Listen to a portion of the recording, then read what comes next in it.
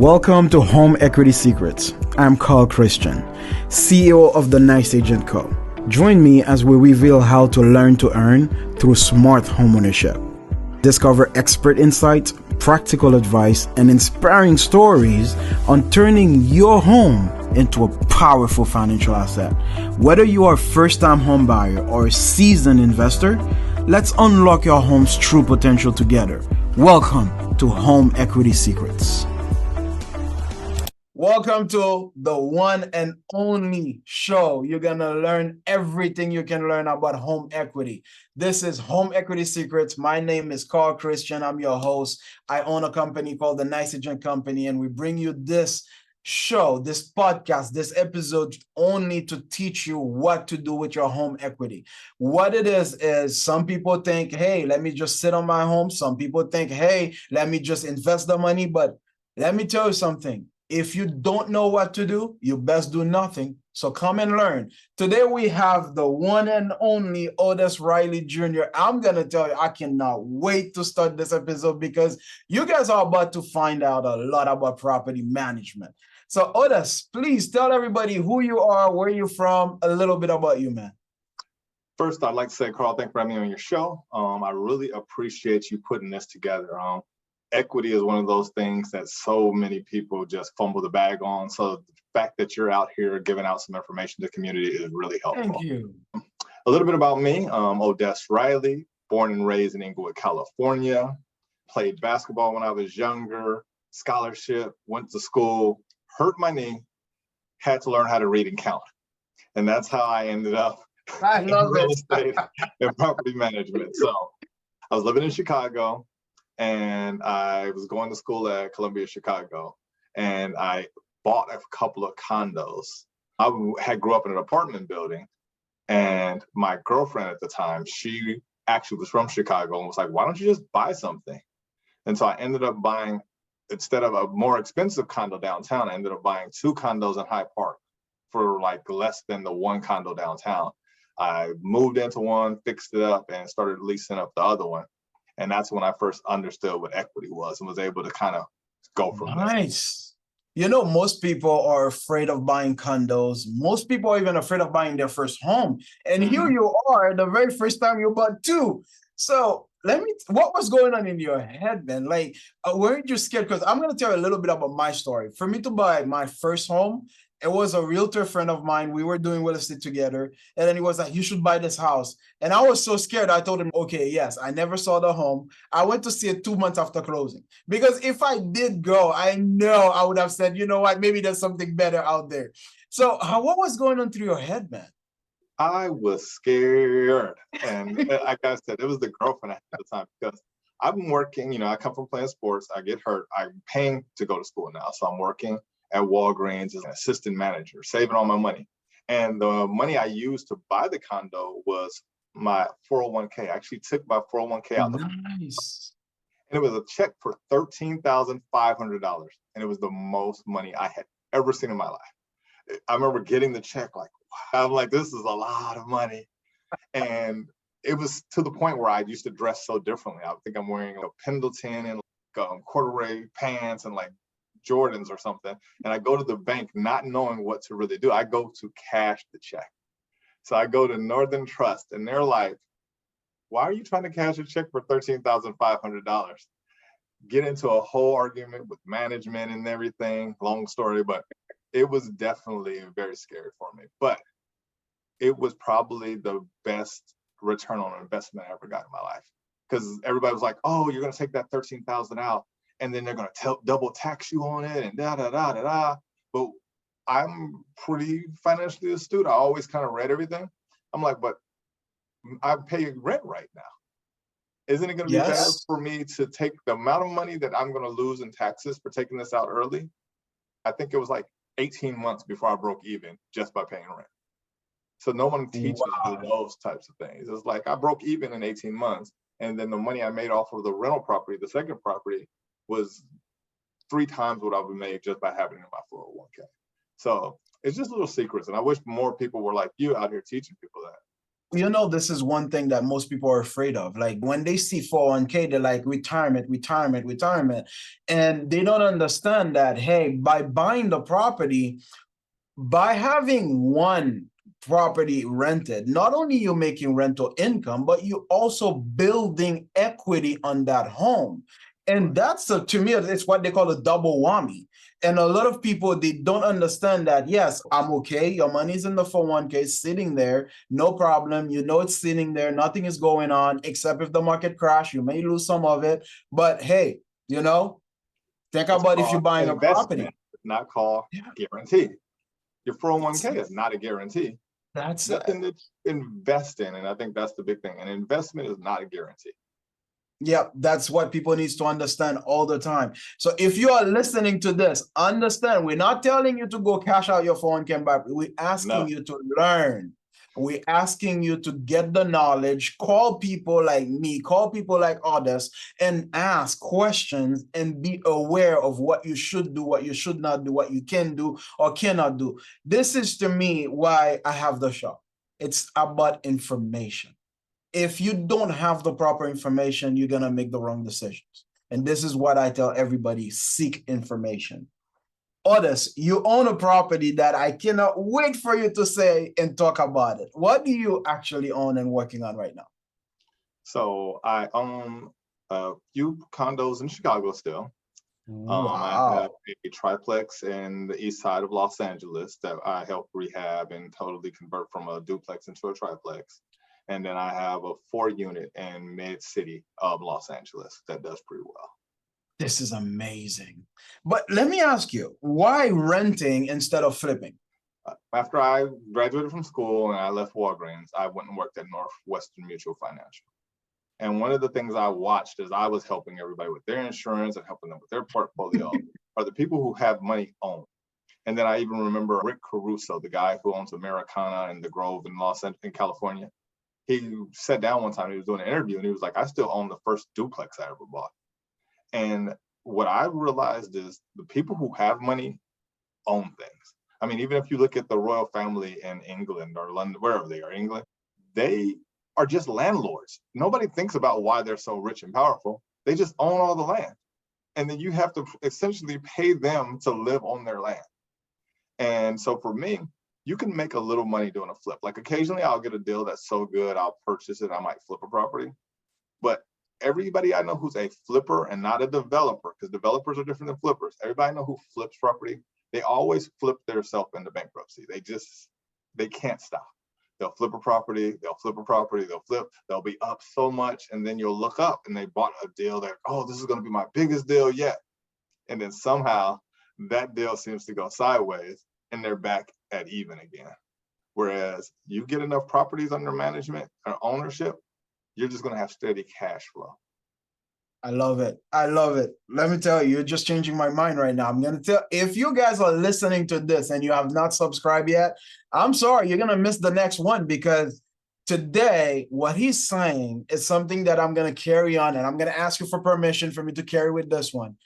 People that has money own things. Okay. Like, I'm going to tell you, I've never heard that sentence before, but I'm going to carry it for the rest of my life. If you want to be rich, own stuff. You know? Yeah. Wow, this is interesting. I love it. I really do. Really, really do. Odest, if somebody wants to work with you, what company do you have right now? How can they access you and how can you serve them? So I'm a broker by nature. I come from owning WLM Financial and Realty. With that company, we did mortgages and real estate, and I moved off to just doing real estate. But the biggest thing that I do right now is just property management. I have a commercial property management company and a residential property management company. Nice. The commercial one is SoCal Premier Property Management, where you can find me. We manage strip malls, retail centers, office, industrial. And if we like the deal and if we feel like you're a good person to work with, we'll even take a multi-family apartment building off your hands. On the residential side, I have 24/7 property management. I'm with me and my business partners. And we do residential, where we do houses, condos, and apartments. And we just try to keep everything seamless. We always tell people we answer the phone. With both companies, I try to make sure we're very systematic because it allows for us to be able to answer our clients and our tenants faster. And I also like property management just from the aspect of what it allows you to do as the owner side. It puts you in connection with owners who are sometimes older. They sometimes decide to get rid of some of their portfolio. And all I ask, if I manage your property well, is for you to give me first right of refusal. So my goal, I have a 10-year-old son, is to leave him with assets. So if I have owners who are deciding that they want to get rid of something, I ask, can I buy this from you? Can you carry the loan so that I already know how to manage it. You know, flip the story. I already know how to take care of it. Let me manage this. We do a master lease possibly. I'm going to make sure the mortgage is covered. I'm going to make sure you make money and you're still going to be able to get the tax write-off. And then in a few years, I'm going to reach out to you. I'm going to look for a loan so I can get that whole property purchases out of their name and I'm moving it into my son. You know what I'm learning from you, man? A man with a plan. Gotta have a plan. A lot of people are operating like feathers. The wind takes them wherever the wind takes them. And let me tell you what I've heard from Odest. Like, the whole plan is figuring out. Like, he has it figured out, the whole thing. Like, he gets into property management, he has a reason. He gets into property management, he has an exit. Like, it's amazing. And this is what the show exists. This is exactly what I want everybody to learn, how they can be their own Odest. And this is what, we're not selfish. We're not giving you information and we're holding part of it. We're giving it to you because we want you to be as successful as we are. This is what makes America great. And I tell everybody that all the time. It's a land of opportunities. Everybody is willing to teach you something. You just have to take it. All right. And that's the thing. The best teachers are generally not charging you for anything. Nope, never. Because they realize one big thing. Most people aren't going to do the work. They can tell you how to do all the secrets. You're still not going to do it. You're going to buy the book. You're going to go, I'm going to do it on my own taxes. I know how to do it. You get the book, you never read it, and then go back to your account. Let me tell you, you used to have a brokerage company, so you understand what it is. You have the top dog that is selling like 100 properties a year, and the one right below him is 30. You know, like, what's going on here? No, I love this conversation, man. Do you have any contact info in case somebody wants to hire you to do property management? Oh, so the easiest way to catch up with me is SoCal Odest at SoCal, SoCalPPM.com. That's SoCalPPM.com. Or they can give me a call, 310-905-7228. I answer the phone. Questions. I know you probably heard this one a lot. Why would somebody not want to manage their own portfolio? Because people get tired of headaches. And tenants are headaches, properties are headaches. And don't believe the internet, everybody. The internet will say, you're going to buy property and then you're going to be able to get passive income. They're not talking about the water heater going out. They're not talking about the tenant flushing a lobster down the toilet last week. No, you got that? And then calling me at 9 p.m. to complain on the emergency line and talk about how bad of a company we are, this, that, and other. The plumber goes out for $800 because it's in the middle of the night. And there's a full lobster stuck. And she's like, oh, that must have backed up into it. There's no way a lobster can back up into your toilet. So it's the headache. You pay somebody to get rid of your headaches. My worst story was 11 o'clock at night, my phone rings. Hey, I cannot be in that house anymore. You need to call the landlord. I'm like, why you cannot be in the house? There's a ghost in the house. I'm like, what do you mean there's a ghost in the house? Oh yeah, there's a ghost in the house. I cannot be in the house. And I said, send me a picture of the ghost. She sent me a picture of herself through the glass. And I'm like, you know what? It's true. It's a ghost. Call the police. She actually called them. That's hilarious. And then bigger actor. I'm telling you, like, I've seen stuff, man. But the lobster one, I think that one struck every story. The lobster actually crawled to the toilet. That's crazy. You know? I have no idea. But you're just paying for somebody to get rid of your headache. That is a big thing that I think a lot of people don't understand. It's like, at some point, what's your return on investment for the headaches? Yeah. You know, a lot of seniors, they'll have a nice building in LA, 8 units, 10 units that pays them pretty good money. And when they're young, of course they manage it themselves. They can. They have the people, they know everything, they can do it. But when do you start taking time to enjoy that money that's coming in? And Exactly. for us to do it for 5 to 6% of the income, like, we're not asking you for $1 million. You're not losing all your money.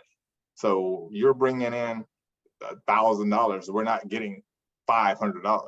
You know, like, it's a simple math. A lot of people, they figure out like, oh, it'll be a lot cheaper, the headaches for me getting up in the middle of the night, to just pay somebody else to take care of this stress.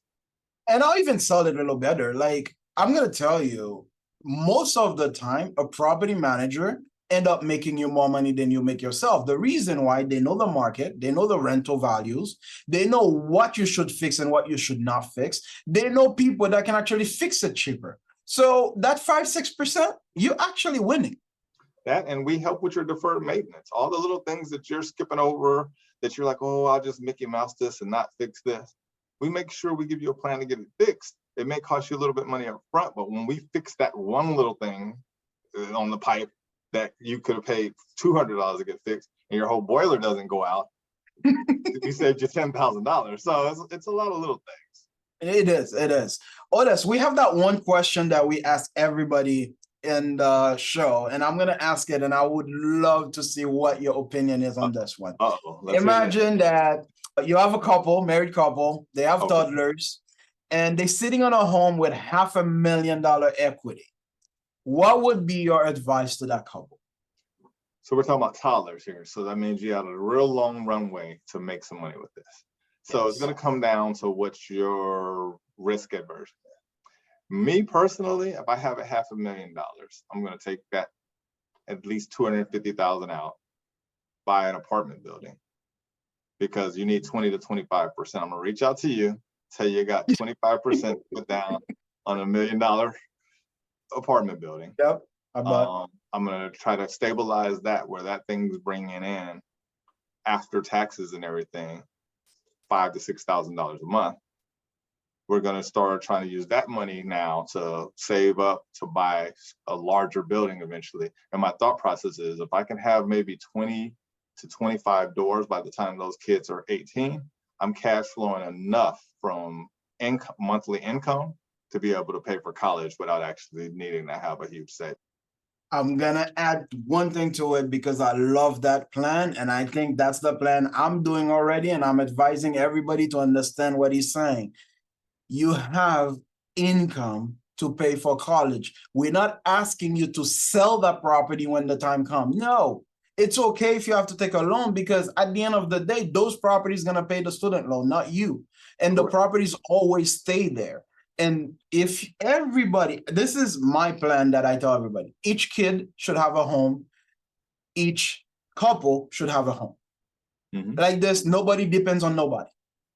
Because at the end of the day, in our culture, I'm Haitian, and this is where I come from. The culture is, we grow up with our family, the father, the mother, we go to school, we buy our own house, we raise our own family, and mom and dad move in with us. Because at the end of the day, believe it or not, in Haiti, we stayed in the same house. It's just never been sold. Nobody ever leave. It's just the way it goes. The woman, most of the time when they get married, they go to the men's house, but the men's house is his parents' house. And they're just like, and at the end, to me, that was one of the worst thing ever created in our mindset. And I'm always trying to tell the Haitian community, like, no, you need to buy multiple homes, keep buying homes, keep buying homes. At the end of the day, what's the worst that can happen? You're losing one, okay, but you still have 2 or 3. I tell everybody that, and that plan you gave, my listeners, my followers, understand what he's saying. It's a plan forever. It's not a plan for 18 years, for 15 years. If you end up creating a trust, remember what he said, when they get older, they call him to manage the properties for them. Now, at the end of the day, the kids can say they want to take over. Or that lifeline can never stop if you create a trust, and the trust hires SoCal, and SoCal knows what to do, and that trust keeps multiplying all the time. The one thing I always tell everybody is, like, I drink beers, and then when you get a bottle of the name just Stella. We get a bottle of Stella Artois, and it says, established 1842. Mm-hmm. You need to have something like this. You need to be able to know that your lifeline, your legacy is going to say established 1996 in 2040. Yep. You know, and to me, this is what we should be striving towards.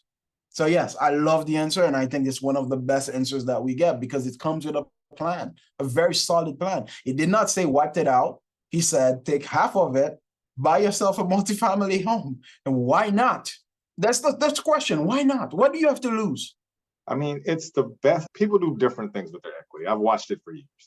But I'm saying if you are taking your equity out to build more wealth, then it's a great plan. If you're taking your equity out to pay off debt, a lot of times it doesn't make a lot of sense. You're just going to build more debt. Buy something to pay that debt down. And like you buy that building, and 10 years after the mortgage, the tenants have paid it down, you have access to the equity in that building to get another building. Yep. And it was one of the things I watched older gentleman. He had a lot of toys, and I'm in Chicago. I'm like, you buy all these cars, you have all these watches. And I'm just like, man, you must make a lot of money. He was like, I do okay. He was like, but I always buy something that makes me money to pay for my toys. Yeah, that's what you should do. Yeah, I buy a building, I can get a Ferrari because that building's kicking off $19,000 a month. I can pay $5,000 a month car payment because I'm not really paying for it. No. And I was like, wow. It makes perfect sense because let's say the Ferrari cost you $300,000. You have two options: pay it cash, and then in 5 years that Ferrari is worth $100,000, or take that 300, buy a piece of property that giving you $8,000 a month. That, guys, it may not be 8,000, but $8,000 a month. The Ferrari now costs you $5,000 a month. Let the bank make their money. Who cares? Who cares? But guess what? Your $300,000 is still sitting in a house. You know, and a lot of times people are running away from debt, and this is one of my best discussions that I tell them. It's what you get the debt for. If you get a credit card for you to go to Dubai, then we have a problem. But if you get, but if you get the debt for you to acquire asset, you are a smart person. There's good debt and bad debt. Yes, that's it. That's it. That's it. I ask my son all the time, he's 10, and one of the things when he wants to go to Target, he loves to go to Target, is it an asset or a liability? And he'll tell me now, he'll be like, I know it's a liability, Dad, but I really want it. And I'm like, fine, as long as you know it's a liability. No, you got to teach them early. That was one of my next question, because you mentioned your son. Is how are you putting him into that same path? Or what are you doing at home? What are you doing with him that makes him understand what you're doing? So since he was born, we've worked on math and science. He reads every day, a minimum of 10 pages, but now since he's gotten used to doing that, he reads a lot more. But my biggest thing I try to tell his teachers, and they sometimes get upset with me, I was like, look, I sent him to school to be excellent at math and science. If he can do math, science, and read really well, he can figure everything else out.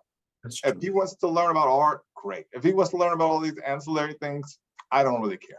But if you tell me he's excellent at math and he has a good understanding of the scientific method and he can read well to comprehend what he's fine. He'll be fine. So, that is one of the things I discuss with his mother is, I'll pay for 3 things when he's 18. I'll either give him a house, I'll pay for a startup for his business, or I'll pay for school. Only one of the 3. And not because we probably won't be able to afford to do all the things. It's because I want to give him the understanding that you need to be able to take what you have and turn it into something. So if you go to school, excel. I'm here for it. Then we need to, you're not going to come out with debt. You should have went there for something that's going to pay for you to move forward in life. If you say, I'm not really feeling school, Dad, you're an entrepreneur, I'm a guy that's an entrepreneur, I think I have it down, I'll study, but I'm not going to go to college. I'll say, okay, well, what is it you want to do? I want to start a business. Okay, before I fund it, I want to see that you have a solid plan. Yeah. We're going to go, all right, I'm going to help you fund this business. We're going to get you off the ground, and we're going to see what you can do. And whether it's successful or it fails, he'll learn enough to be able to do the next thing. Or third, You want to buy, I'll buy your house. You have one of the hugest expenses in your life. You can pay for your own school. You can figure out your business. At least you have somewhere to lay your head every day. So that's my philosophy. No, I agree with you on that. I think it's a great plan because at the end of the day, you can't babysit them through life. At one point, they have to be accountable, make a decision for themselves, and then say, hey, I picked this route, but this is the only lifeline I get. If I mess it up, that's it. It's like me, I have a trust for my daughter, and I'm going to tell you, everybody's going to not like me for this. We buy and rent and fix and flip properties. We have quite a few. Okay. And my daughter, there's only one way my daughter can actually come stay out in one of our homes. She has to get divorced and she has 2 years to leave. If she gets divorced, 2 years, she has a house, she can stay in it. And after 2 years, she better figure it out. And the reason why it's because because I know right now I spoil her. If I keep going and when I'm doing it when I'm dead, then we have a problem. So she has to figure it out. If she wants money from the trust and she get caught with a DUI, the trust says she has to spend 2 years not getting money and then a doctor's letter to say, hey, I'm good now, I can get money. Yeah. And if you don't do that, the problem we have is people like us, when we work so hard, the kids have a tendency of not valuing what we have. It's not that they don't value it. I'm sorry, I didn't mean to cut you off. Go ahead. No, go ahead. Go ahead. I don't know if it's a lack of value, but it's a lack of understanding of what it costs. That's a better word to say. Yes, you're right. I'm really big on, I'll tell a lot of my clients, someone will be single mothers, single fathers, and they'll be spoiling their kids. I live in a pretty good part of Los Angeles, Ladera, Windsor, Inglewood area. And one of the things I'll tell parents is if you dive under your kid every time they fall to break their fall, they're never going to know how to get up on their own. And then they're going to look at you when they finally hit the ground. They're going to look at you and be mad, like, how dare you let me hit the ground? Because one of the things I think people like us sometimes miss when we're talking to our kids is, or just in general, we want to take all the stress and the hard parts of our life off of them. Yeah. I don't want my son having to deal with the same things I had to deal in the streets of Inglewood, this, that, and other. But some of those things are making me who I am today to be strong enough to do these other things. True. And so some of those, some of that adversity is what makes you strong enough to be a Steve Jobs or a Bezos or a Carl or an Odest. Like, it's the work you put in. It's like lifting weights. You don't lift the same weight every time. You'll never get any result. You got to get a little heavier and heavier. If you're trying to get bigger and stronger, you have to go and push through some stuff. A therapist told me once that he asked his daughter, hey, if you have any regret, what would it be? She would just turn 18. And she was like, because I left gymnastic. And then the father was like, but you're the one that asked to leave. And then she said, you allowed me to. Mm-hmm. And he said at that point, he knew that the kid he has coming will have a different aspect of everything. And because sometimes we just follow their leads and we don't understand what we're doing. And we need to have conversation like this to remind us like, hey, there's another different ways of raising a kid. There's a different ways of making sure they're okay after you go. Because while you're here, it's all great. But what happened when you're not? I mean, it's the business we're in right now, right? I'm the property manager. You're doing loans. Somebody right now, a 42-year-old mom passes away. He gets a house in Westchester that's worth $2 million. It's only $150,000 left on it. He takes out $1 million. He only makes $70,000 a year, but he takes out $1 million and starts spending like he's high income.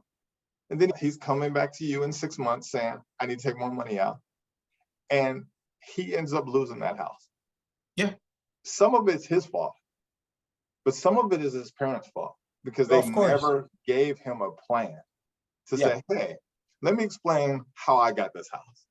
Let me explain to you some of the hard things we had to do to get over here. And maybe this is what you should do. Instead of taking out $1 million and buying a Maserati and going to Dubai, take out that $1 million and buy a big apartment building and then go do all that stuff. Don't just take out money that you really don't know how to replace. And now your mortgage is $8,000 You make $70,000 a year, and after you ran through that money, you're like, oh, I need more money out of the piggy bank. It's not a piggy bank. It's an asset. And you're turning it into a life. That's what most people don't get. I enjoyed it. Odest, this is probably one of the best conversations we ever had on the show, man. I want to say thank you to you. Do you have anything else you want to add for the followers? Buy and hold. Have a plan. Buy and hold. And plans are going to go wrong. Just know that. And when the plan goes wrong, you sit down and you go back to the drawing board and you work on the next plan. Just because the plan didn't go exactly the way you wanted it to go doesn't mean you abandon it. It means you need to make some adjustments. Yes. Yes. Thank you so much, everybody, for watching Home Equity Secret. My name is Carl Christian. We were today with Odest Riley Jr. And I'm going to tell you this, if you missed the episode, you just should go back. You have to listen to it because there are a lot of gems, a lot of advice, things that you should know, things that you should follow. Thank you so much for watching Home Equity Secret. I cannot wait to have my next guest. Thank you again, Odest. Thanks for having me. Have a good day.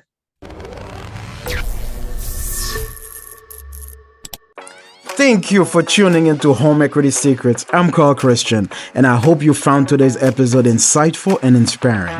Remember, you can learn to earn how to set up your real estate portfolio to achieve financial freedom. I dedicate my life to helping homeowners like you unlock the potential of their homes in South Florida. Hit me up if you're in the area and let's chat. Please subscribe, rate, and leave a review. For more tips and updates, follow us on social media and visit our website. Thank you for listening.